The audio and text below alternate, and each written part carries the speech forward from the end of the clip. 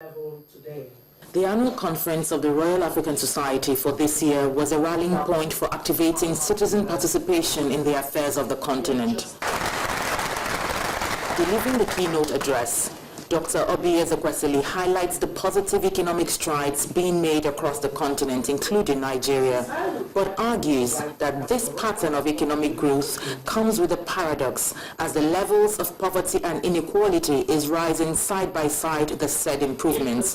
The disconnect between growth and poverty then raises the question of demand for inclusion, which seems to be lacking among the citizens. Institutions are built by citizens. Agencies are created by government, but agencies are not institutions. It is not until citizens take ownership of agencies and constantly make demands on agencies that they begin to transform into institutions. And yet, for many of the citizens on the continent, they couldn't care less about the agencies.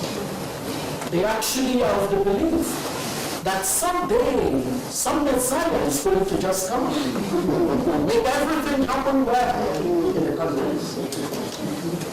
What they fail to understand is that there must be an incentive or a disincentive that would propel those who govern to make the right sets of choices that would help transform mere agencies into institutions.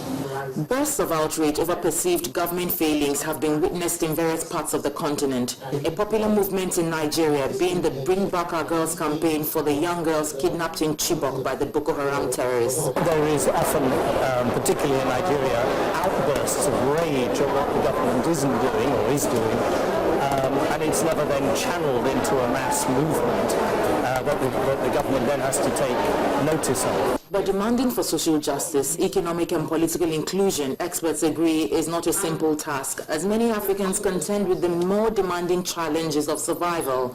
But in Nigeria, with the 2015 general elections round the corner, political apathy is not in anyone's interest. I think the first thing that needs to happen is that we need awareness. We need to first be aware what the root cause of the problem is. We need to educate ourselves. We need to actually look at the statistics and the numbers and understand why things are the way they are and what we can do and what other places have done to move to a different position. Africa is rising, but this summit has argued that it will only continue to rise for a few until a substantial amount of its citizens rise up and demand to be included, demand for change.